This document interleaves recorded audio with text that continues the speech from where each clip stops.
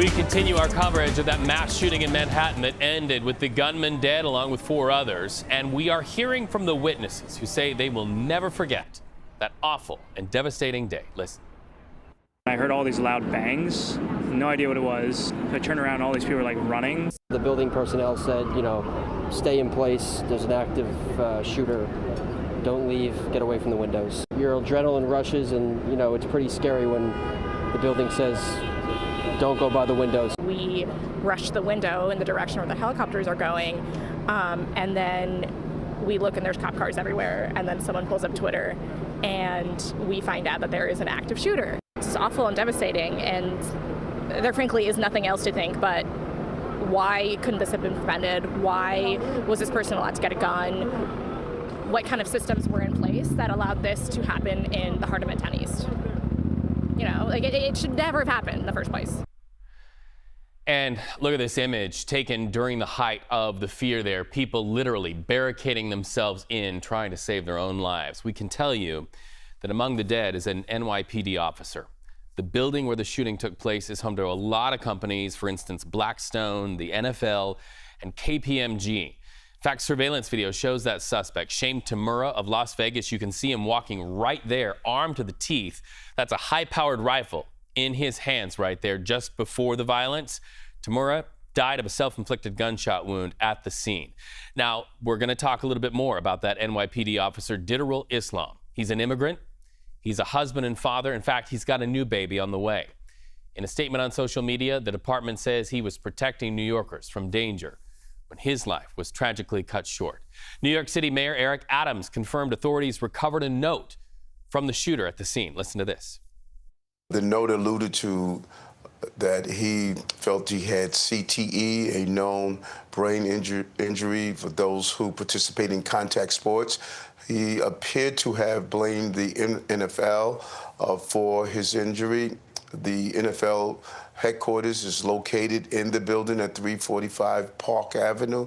From our preliminary investigation, he took the wrong elevator bank up to the NFL headquarters. Instead, it took him to Rudin Management, and that is where he carried out additional shootings and took the lives of additional employees. CBS News 24/7 now with team coverage on this story with our correspondents. Jason Allen is live from Las Vegas at the gunman's home. Anna Schecter is standing by with analysis and research from the CBS Broadcast Center. But first, I want to bring in CBS News correspondent Lilia Luciano, who joins me now from the scene there in Midtown Manhattan. We understand the shooter drove all across the country to carry out these shootings. What's the latest that police are providing about that gunman and perhaps any victims? That's right, Reed. Well, we have learned today that one of the victims is an executive at Blackstone. As you mentioned earlier, that company, it's an investment firm, global investment firm, is housed in this building. And Wesley LePatner is somebody who was admired by colleagues. The company called her brilliant, generous, said that she was deeply respected. We've learned that she is the mother of 2, that she graduated summa cum laude at Yale University and was married to her college sweetheart. People who know her are devastated. We are working on confirming the names of other victims, but of course, as you mentioned, this tragedy also killed Officer Islam, who is also a father of 2 with a baby on the way. What we have learned from police is, and this is something that has been confirmed by the Las Vegas police, where the shooter was living at the time before the shooting. He grew up in Southern California, was living in Vegas, is that he does have a history of mental illness. This is very important, Reed, because we also have from the Las Vegas police an image of a concealed carry permit. I've been trying to understand, when this mental history began, and what law enforcement sources have told CBS News is that there were episodes in 2022 and 2024. 2022 is the same year that the permit was given to him, so that would have allowed him to buy the weapons. What we're learning about the note is that there were, as you mentioned, and as Mayor Adams indicated in that interview with CBS Mornings, grievances against the NFL. He names some NFL football players who either died or whose names were released because or in relation to CTE. He says that he believed that he had CTE, and at one point says something like, or wrote something along the lines of, study my brain, please. We know that in cases of NFL players or other football players who've died who had CTE, that it's something that is identified when their brains are studied. Perhaps that was that reference. And he mentions or blames the NFL for knowing and concealing the dangers. Look, there has been a lot of study over the years. The NFL has taken steps to deal with the dangers of CTE, but there have been studies as well in recent years who point to the dangers among younger football players, in children, in high school, and college players that may not have access to the same kinds of protections. And what we do know from this suspect, from the shooter, is that he was a football player in high school, and there's documentation of that, videos online, even an interview that has been uploaded on YouTube. Lilia, it is not lost on me that this is the second time in recent memory that you've covered a story that speaks to so-called message killings in the Big Apple. You know, the Luigi Mangione case, drove several miles to get to New York City to kill somebody allegedly and then send a message. Same sort of thing here. Are you hearing anything from law enforcement or leaders in New York to really put a fine point on the message that you don't take life to make a point in our country?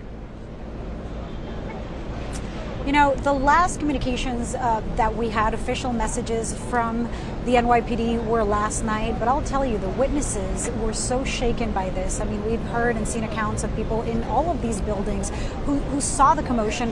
And of course, those who are old enough to have lived and worked in New York when 9/11 happened go back to that. But others have mentioned that incident as well. The difference is that the shooter here took his own life, so we didn't go into coverage of a manhunt in the way we did with Mangione. But now that we have this note, now that CBS News has confirmed the authenticity of this note, it is very concerning that it could be a pattern.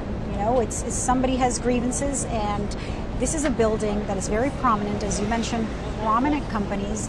An executive was killed at Blackstone, even if the note makes no mention of that company or anything of that nature, but the NFL. But you have the NFL headquarters, so yeah, there might have been leadership of the NFL, and there are a lot of questions too that people walking around are wondering about the security in the building. Of course, it was so tragic that this officer with the NYPD, who had been with the agency for 3.5 years, was killed. He was one of 2 uniformed officers. And of course, now we're looking around, and the whole building, because it's a crime scene, is surrounded by NYPD officers.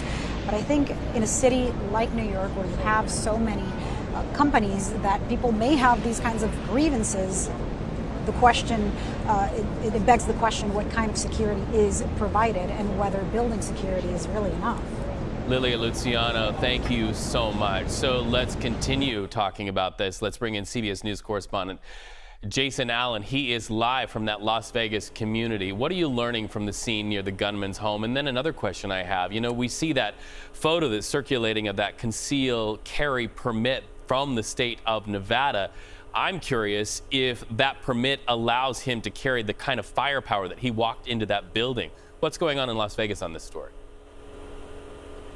Yeah, so we'll get to that second question here in just a minute. Let me set the scene for you, Reed, where we are. This is the neighborhood where Timur and his family live. You can see back there, gated neighborhood on all sides. And if you've been to Vegas, you know Vegas, we're about 15 miles or so west of the Strip in one of these big neighborhoods and developments that is built here. We have not seen any noticeable, obvious police activity, at least not here this morning. No local police, no federal agencies that are here, although there have been local Las Vegas police that have been kind of just driving by around the neighborhood, something that's typical for a situation like this, especially when we're on scene here and there's other people on scene. They just continue to make the rounds here.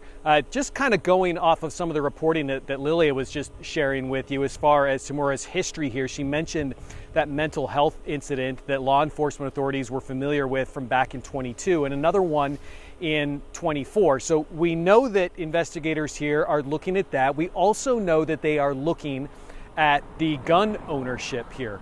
And last month, our CBS crime team has learned there was a tip that was called in from somebody at a gun show here in the Las Vegas area, specifically about Tamura, that he had purchased a large amount of ammunition and he had also purchased an aftermarket trigger.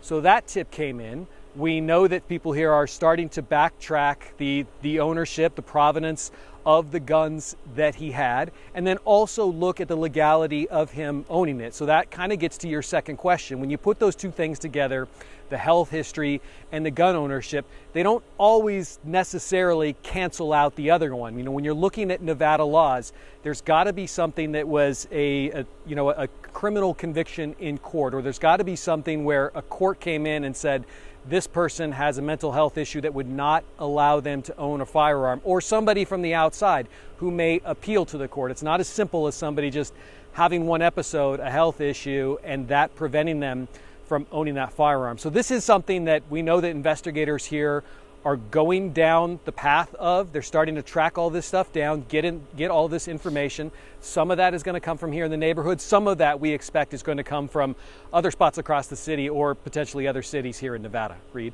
All right, Jason, chasing those angles, thank you so much. Our team coverage now continues with Anna Schecter. She is a senior coordinating producer of our Crime and Public Safety unit. You were one of the first journalists, especially behind the scenes yesterday. I could see your messages in real time. You've been following every angle to this story. What stands out to you as you comb through the wealth of evidence that I know you have? Well, just the red flags that were likely missed in Las Vegas. The fact, like Jason was saying, that he was able to obtain and keep that concealed carry permit when in 2022 and in 2024 he had documented mental health issues. That's according to law enforcement sources who tell CBS News that's the time frame of documented mental health issues. Also, looking at that note, a 3-page note, the personal grievance and sort of this idea that he was going to take on an institution like the National Football League. As you mentioned, it is reminiscent of the Luigi Mangione case, and what law enforcement now are concerned about and what they are on high alert for is any kind of copycat activity. They are searching online platforms to try to mitigate this type of push to carry out attacks like that for an ideological reason against an institution. We've seen this, it's in the zeitgeist now. In the last year, you've had multiple instances of violence carried out, and I know that we've been reporting instances of violent crime are down according to FBI data, but you have had multiple very high-profile cases like that with elaborate motivations of perpetrators who have carried out deadly attacks. And it is really concerning to law enforcement, and citizens feel it. In particular, in New York, people are on the street asking themselves, how could this happen in broad daylight? It's not the first time they're asking it. We just had Luigi Mangione's case where he murdered the United Healthcare CEO in December. Anna Schecter, thank you so much for that. We appreciate the reporting.